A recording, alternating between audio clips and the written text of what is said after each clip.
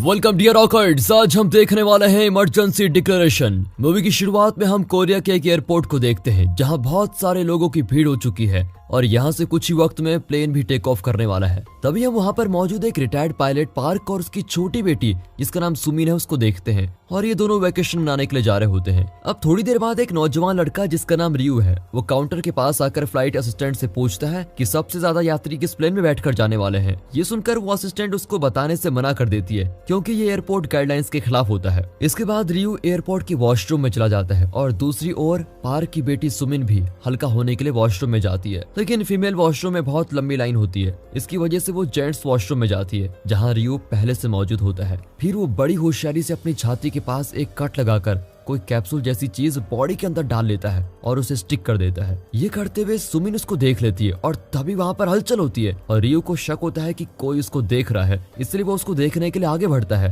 तभी पार्क वहाँ के अपनी बेटी को लेके जाता है। अब अगले सीन में हम पुलिस ऑफिसर एनो को देखते हैं जो अपनी पत्नी से बात कर रहा होता है। एक्चुअली उसकी पत्नी भी वेकेशन मनाने के लिए उसी एयरपोर्ट पर मौजूद होती है जिस एयरपोर्ट को हमने शुरुआत में देखा था। अब एनो फाइनली अपने पुलिस स्टेशन आता है जहाँ से उसको पता चलता है कि सोशल मीडिया पर एक वीडियो काफी वायरल हो रही है जिसमें एक इंसान प्लेन को हाईजैक करके सारे यात्रियों को जान से मारने की धमकी दे रहा होता है। इस लड़के को देखने के बाद पता चलता है कि ये लड़का कोई और नहीं बल्कि वही लड़का है जिसका नाम रियू था। पर इस वीडियो को देखकर वहाँ के सारे ऑफिसर इस बात को इग्नोर करने लगते हैं, लेकिन ऑफिसर एनो इसके पीछे का राज जानने के लिए इन्वेस्टिगेशन करने लग जाता है। अब एयरपोर्ट पर मौजूद रियू पार्क और सुमिन का पीछा करना शुरू कर देता है और पार्क से बड़ी अजीब बिहेवियर के साथ बात करने की कोशिश करता है, लेकिन पार्क तो उसको इग्नोर ही कर देता है और वहां से चला जाता है। बट जाते हुए रियू उसके बैग पर हवाई सिटी का नाम देख लेता है जिससे वो समझ जाता है कि पार्क और उसकी बेटी हवाई ही जाने वाले हैं। अब सभी लोग इस वीडियो को एक प्रैंक समझ रहे होते हैं पर एनो इस वीडियो को सीरियसली लेता है और उन बच्चों से बात करने के लिए जाता है जो इस वीडियो के बारे में जानते हैं। फिर उन बच्चों से बात करने पर एनो को पता चलता है कि ये वीडियो वाला शख्स यहाँ के पास के अपार्टमेंट में ही रहता है, इसलिए वो तुरंत उस अपार्टमेंट में जाता है जहाँ छानबीन करने पर उसको बहुत गंदी स्मेल आने लगती है। और जब वो उसका पीछा करते करते मेन कमरे में पहुंचता है तो वो देखता है कि किसी इंसान को प्लास्टिक से कवर करके मार दिया गया है। एनो तुरंत अपने पुलिस स्टेशन में फोन करके पूरी पुलिस फोर्स को बुलाता है और उस बॉडी को पोस्टमार्टम के लिए भेज देता है। पर जब एनो उस कमरे की तलाशी लेता है तो उसको वहाँ पर कुछ सीडी मिलती है जिन्हें प्ले करने पर वो देखता है कि किसी आदमी ने एक पेटी में बंद चूहों के ऊपर एक वायरस जैसी चीज छोड़ दी है जिससे कुछ ही मिनटों में वो चूहे तड़प तड़प कर मर गए। यानी कि अब इन्हें अंदाजा हो गया है कि उस वीडियो में बताई गई सारी बातें सच हैं और जरूर ऐसा कोई बड़ा हादसा होने वाला है। तभी हम एयरपोर्ट का सीन देखते हैं जहां प्लेन उड़ने के लिए रेडी होता है और सारे यात्री भी प्लेन में आ चुके हैं। इसके बाद पायलट अपनी जगह पर आते हैं और एयर होस्टेस भी सारे यात्रियों को सर्विस देना शुरू कर देती है। सभी लोग खुशी खुशी अपनी जर्नी एंजॉय करते हैं। अब ऑफिसर एनो को वायरस लीक होने का पता चल चुका है, इसलिए वो कुछ भी करके एयरपोर्ट पहुंचने की बहुत कोशिश करता है, लेकिन बहुत ट्रैफिक होने के कारण वो एयरपोर्ट पहुंचने में लेट हो जाता है और फ्लाइट फाइनली वहां से निकल जाती है। अगले सीन में हम एक लड़की को देखते हैं जिसका नाम सुकी है और वो लैंड इंफ्रास्ट्रक्चर और ट्रांसपोर्ट की मंत्री होती है। जहां एनो के जरिए प्लेन में होने वाली वायरस अटैक की खबर उस तक पहुंच जाती है। इसके तुरंत बाद ये पूरी खबर मीडिया के द्वारा पूरे देश में फैला दी जाती है। अब फ्लाइट कंट्रोलर के पास मिनिस्टर सुकी और उसके साथी पहुंचते हैं जहां वो सब ऑफिसर एनो से भी मिलते हैं। इसके बाद वो इस वायरस अटैक को रोकने के लिए एक नोटिस जारी करते हैं। तभी दूसरी तरफ हम रियू को देखते हैं जो चुपके से प्लेन के कैबिन में जाकर अपनी छुपाई हुई ट्यूब को बाहर निकालता है और अपने अस्थमा पंप के जरिए वहां छिड़कने लगता है जिससे निकला हुआ वायरस वहां फैलने लग जाता है। और जैसे ही वो वहां से बाहर आता है तो उसे वहां सुमिन खड़ी हुई दिखाई देती है जिसे देखकर वो काफी डर जाती है। उसे देखकर रियू कहता है कि अगर तुम्हें वॉशरूम इस्तेमाल करना है तो अंदर चली जाओ। फिर रियू वहां से चला जाता है। जैसे ही सुमिन वॉशरूम के अंदर जाती है तभी एक पैसेंजर जल्दी से अंदर घुस जाता है, लेकिन वो वायरस की खबर से अनजान था। उसी बीच सुमिन के पिता पार्क को पास में बैठा पैसेंजर बताता है कि हाल ही में सोशल मीडिया में एक वीडियो बहुत वायरल हो रहा है जिसमें वायरस से अटैक होने की बात बता रहे होते हैं। अब ये सुनकर उसको काफी अजीब फील होता है। इसके बाद वो अपनी बेटी सुमिन को ढूंढकर वापस अपनी सीट पर लेके आता है। फिर वॉशरूम में मौजूद वो आदमी एयर होस्टेस से कंप्लेंट करने लगता है कि उसने वॉशरूम में कुछ पाउडर जैसा महसूस किया। इसके बाद वहाँ की एयर होस्टेस उस एरिया को क्लीन करते हुए उस जगह को एक टिश्यू पेपर से क्लीन कर देती है जिस वजह से वो खतरनाक वायरस उस एयर होस्टेज के हाथ में भी लग जाता है। और यही नहीं, उन्हीं हाथों से वो सारे पैसेंजर्स को फूड सर्व भी कर दिया है जिसका इन्फेक्शन धीरे धीरे मौजूद पैसेंजर्स में फैलने लग जाता है। लेकिन उन्हें अब तक इस बात का अंदाजा नहीं है कि यहाँ क्या हो रहा है। थोड़ी देर बाद उस वायरस का असर उस इकोनॉमिक क्लास वाले पैसेंजर्स पर दिखना शुरू हो जाता है, जहां उसकी बॉडी पर पूरे रैशेस आ जाते हैं और उसके शरीर में जलन भी होती है। अब वो मदद के लिए बाकी पैसेंजर्स के पास जाता है, जहां रियो और पार्क बैठा होता है। वहां मौजूद सभी पैसेंजर्स उसको देखकर हैरान हो जाते हैं। तो फिर होना क्या था, आखिरकार वो वायरस उस पर हावी हो जाता है, जिससे उसकी नसें फटकर वहीं मौके पर दर्दनाक मौत हो जाती है। इसके बाद रियो और पार्क के बीच लड़ाई शुरू होती है, क्योंकि पार्क को पता था कि ये सब रियो की वजह से ही हो रहा है, इसलिए वो उसको पीटने लगता है। इसके बाद फ्लाइट की क्रू मेंबर्स को बायो टेरर अटैक की नोटिस मिलती है और फ्लाइट के कैप्टन ह्यूनसू को एयर होस्टेस द्वारा पता चलता है कि फ्लाइट में एक पैसेंजर की वायरस की वजह से मौत हो चुकी है। इसके बाद पायलट ह्यूनसू उस मरे हुए पेशेंट को देखने आते हैं, तो वो देखते हैं कि रिटायर्ड पायलट पार्क और रिंकू के बीच झगड़ा हो रहा है। उसके बाद पार्क रियो को टेररिस्ट बोलकर पकड़ने के लिए कहता है। इसके बाद सारे पैसेंजर्स उसको दबोच लेते हैं और किसी दूसरी जगह बांध कर रख लेते हैं, लेकिन रियो इसी बीच उस वायरस का दूसरा हिस्सा प्लेन में गिरा देता है, जो बहुत ही जल्दी सारे पैसेंजर्स के लिए खतरा बनने वाला है। इसके बाद उस प्लेन का मेन पायलट किसी को भी कंट्रोलिंग रूम में आने से रोक देता है, जिससे उस पायलट को कोई खतरा ना हो। अब अगले सीन में हम सुखी और ऑफिसर एनो को देखते हैं, जो अपनी टीम के साथ रियो के बारे में रिसर्च करने लगते हैं, जहां उनको पता चलता है कि टेररिस्ट रियो पिछले 4 साल से ब्रिक्रॉम नाम की फार्मा कंपनी के लिए काम करता है।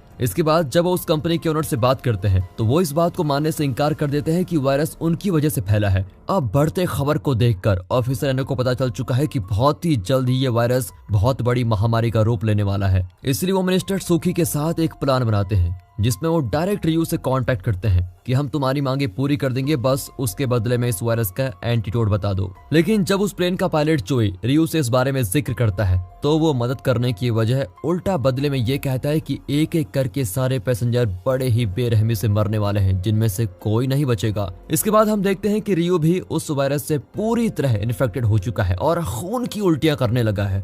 अब पायलट ह्यूनसू और पार्क ऑफिसर एनो के साथ बात कर रहे होते हैं, तभी प्लेन में एक और झटका आता है। इसे देखने के बाद वो पायलट कैबिन में आते हैं, तो वो देखते हैं कि उस प्लेन को उड़ाने वाले मेन पायलट का उस वायरस से शिकार हो चुका है। अब कंट्रोल खोने की वजह से प्लेन डायरेक्ट जमीन की ओर झुक जाता है और काफी तेजी से नीचे आने लगता है, जिस वजह से पैसेंजर्स भी प्लेन में इधर उधर गिरने लगते हैं। लेकिन पायलट ह्यूनसू और पार्क प्लेन को कंट्रोल करते हुए उसे राइट मोड पे लेके आते हैं, जिससे वो खतरे से बच जाते हैं। और यहाँ में पता चलता है कि पार्क प्लेन उड़ाना भी जानता है, क्योंकि वो एक रिटायर्ड पायलट था। और इस तरह फाइनली इस प्लेन के मास्टरमाइंड रियो की भी मौत हो जाती है, जिसकी मौत के पीछे भी वायरस की ही वजह है। लेकिन वो एक साइको क्रिमिनल है, इसलिए उसने अपने काम को अंजाम देने के लिए अपनी जान दे दी। अब प्लेन में चल रहे इस हादसे का वीडियो एक आदमी मीडिया वाले को भेज देता है। ये देखने के बाद एनो को शक होता है कि ब्रिक्रॉम फार्मा कंपनी कुछ छुपा रही है, जिसका खुलासा करने के लिए वो वहां से ऑफिसर पहुंचता है, जहां उसे अंदर आने की इजाजत नहीं होती। और फिर गुस्से में आकर वो वहां के लोगों के साथ लड़ाई कर लेता है। अब प्लेन में मौजूद बहुत सारे पैसेंजर्स पर उस वायरस का असर शुरू हो गया है और धीरे धीरे करके सभी लोग मरने लगे हैं। अब बढ़ते खतरे को देखकर और वायरस के फैलाव को रोकने के लिए वहां के सभी इन्फेक्टेड लोगों को अलग अलग शिफ्ट कर दिया जाता है। और यही नहीं, पार्क की बेटी सुमिन को भी बॉडी पर रैशेस आने लग जाते हैं, जिस वजह से लोग उसे इन्फेक्टेड बोलकर खुद उससे अलग हो जाते हैं। अब थोड़ी देर बाद पायलट भी प्लेन को अमेरिका की तरफ मोड़ने लगता है, जो देख सारे लोगों को लगता है कि अब वो सुरक्षित बच जाएंगे।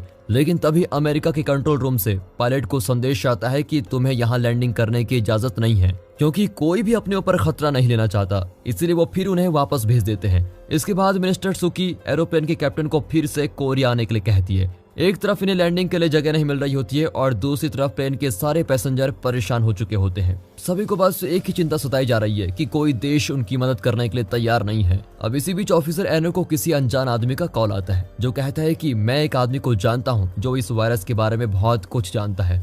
इसके बाद एनो उस आदमी के पते पर पहुंच जाता है, जहां वो आदमी उसको देखकर भागने लगता है। इसके बाद वो उस आदमी का पीछा करता है, लेकिन अनफॉर्चुनेटली रास्ते में उसका कार एक्सीडेंट होता है, जिसे देखकर वो आदमी फिर से उसे उठाकर उसकी हेल्प कर देता है। अब इसके थोड़ी देर बाद वो ऑफिसर एनो को सारी सच्चाई बताता है कि इस वायरस का नाम है SG-1, जिसे ब्रिक्रॉम कंपनी ने धोखे से हासिल कर लिया था और जिसे पाने के लिए उस कंपनी के काफी सारे साइंटिस्ट को जान भी गंवानी पड़ी थी, जिसमें से एक साइंटिस्ट बच गया था। और जब इस वायरस की केस की खबर लोगों को पता चली, तो कंपनी ने रियो का नाम फंसाकर उसे कंपनी से निकलवा दिया। लेकिन बाद में फिर से रियो ने उस वायरस को धोखे से हासिल कर लिया और वहां से भाग गया। इसके अगले सीन में हम देखते हैं कि प्लेन के कैप्टन चोई को भी खून की उल्टी होकर उसकी तबीयत खराब हो जाती है। जाती है। इसके बाद वो पार्क को प्लेन का कंट्रोल संभालने के लिए कहता है। तभी हम एनो को देखते हैं जो उस हमले से बचे हुए साइंटिस्ट के यहाँ पहुंचकर उससे पूछताछ करने लगता है, जहाँ उसको पता चलता है कि इस वायरस का एंटीटोड ब्रिक्रॉम कंपनी ने छुपा के रखा हुआ है। इसके बाद वो पूरी फोर्स के साथ ब्रिक्रॉम कंपनी के पास जाकर उन्हें एंटीटोड देने के लिए फोर्स करता है। जिसके बाद कंपनी भी एंटीटोड देने के लिए मान जाती है और यहाँ प्लेन में कैप्टन चोई की तबीयत बहुत खराब हो जाती है, जिसके बाद पार्क ही कंट्रोल संभालने में लग जाता है। इसी बीच उन्हें बहुत बड़ी मुश्किल का सामना करना पड़ता है जब कोई भी देश उनके प्लेन को लैंडिंग करने की इजाजत नहीं देता, जिसकी वजह से वो हर कंट्री में जाकर दर दर की ठोकरें खाने लगते हैं, जो कि इंसानियत के लिए बहुत शर्मनाक था। अब ये देखकर एनो को काफी बुरा लगता है और वो अपने देशवासियों को बचाने के लिए खुद वो वायरस अपनी बॉडी में इंजेक्ट कर लेता है और टीम से उसे ट्रीट करने के लिए कहता है। फिर उसकी सीनियर वहां आकर उस पर एंटीवायरस ट्राई करती है, लेकिन अनफॉर्चुनेटली उसका कुछ खास असर नहीं दिखाई देता और अब इस और एरोप्लेन को किसी दूसरी कंट्री में उतरने की इजाजत नहीं मिलती, जिस वजह से उस प्लेन में बैठे पैसेंजर्स को बहुत बुरा लगने लगता है। तभी कैप्टन उनसे कहता है कि हमें लोगों की भलाई के लिए सेक्रीफाइस करना होगा। इसके बाद इमोशनल होकर सारे लोग अपनी फैमिली को आखिरी बार याद करने लगते हैं। फाइनली उस जहाज को समुद्र की तरफ मोड़ दिया जाता है ताकि उन पैसेंजर से किसी को कोई खतरा ना हो सके। तभी आता है इस कहानी में एक जबरदस्त ट्विस्ट, जब एनो की तबीयत में अचानक सुधार आने लग जाता है और वो एंटीवायरस असर कर जाता है। इसके बाद वो तुरंत गवर्नमेंट से उस एरोप्लेन को वापस बुलाने के लिए कहता है ताकि एंटीवायरस से उन सबकी जान बचाई जा सके। अब फाइनली उस प्लेन में मौजूद सारे लोग बड़े खुश हो जाते हैं क्योंकि बहुत ही जल्दी उनकी जान बचने वाली थी। इसलिए वो लोग उस एरोप्लेन को पास के ही एयरपोर्ट पर लैंडिंग कराने की प्लानिंग करते हैं, लेकिन एरोप्लेन में फ्यूल कम होने की वजह से उसका वहां तक पहुंचना नामुमकिन था। इसीलिए अब पार्क एरोप्लेन को पास के एयर बेस पर लैंडिंग करने की डिसाइड करता है, लेकिन स्पीड ज्यादा होने की वजह से वो प्लेन क्रैश हो सकता है। इसलिए पार्क उस प्लेन के 2-3 चक्कर लगाकर उसकी स्पीड को कम करता है और बड़ी ही मुश्किल के बाद आखिरकार उस प्लेन की सक्सेसफुल लैंडिंग हो ही जाती है। फिर लैंडिंग होने के बाद सभी लोगों को एंटीटोड दिया जाता है और अब वो धीरे धीरे ठीक हो जाते हैं। और ये डेंजरस लैंडिंग पार्क की वजह से हो पाया क्योंकि वो इन सारी चीजों में माहिर था और उसने अपने करियर में इन जैसे खतरनाक लैंडिंग को सक्सेसफुल करके दिखाया था और इस तरह से पार्क सैकड़ों लोगों की जान बचा पाया। इसके अगले सीन में हम बहुत दिनों के बाद का सीन देखते हैं जहां पार्क एरोप्लेन हादसे से बचे लोगों से मिलने जाता है, जहां वो ऑफिसर एनो से मिलता है, जिसकी वजह से ये सब कुछ मुमकिन हो पाया। बट अफसोस वायरस का इन्फेक्शन ज्यादा होने के कारण वो पैरालाइज हो गया। इसके बाद पार्क उन्हें जल्दी ठीक होने का सुझाव देता है और वहां अपनी बेटी सुमिन के साथ चला जाता है। लास्ट सीन में हम पार्लियामेंट ऑफ कोरिया को देखते हैं जहां मिनिस्टर सुई को उसकी लापरवाही के लिए मिनिस्टर पोस्ट से सस्पेंड कर दिया जाता है और इस तरह की फैंटास्टिक एंडिंग के साथ इस मूवी का दी एंड। बाकी दोस्तों स्टोरी अच्छी लगी हो, एक्सप्लेनेशन अच्छा लगा हो, वीडियो को लाइक कीजिए, चैनल को सब्सक्राइब। बाकी मिलते हैं अगली मजेदार मूवी में, तब तक के लिए गुड बाय, अपना ख्याल रखिएगा and finally thanks for watching.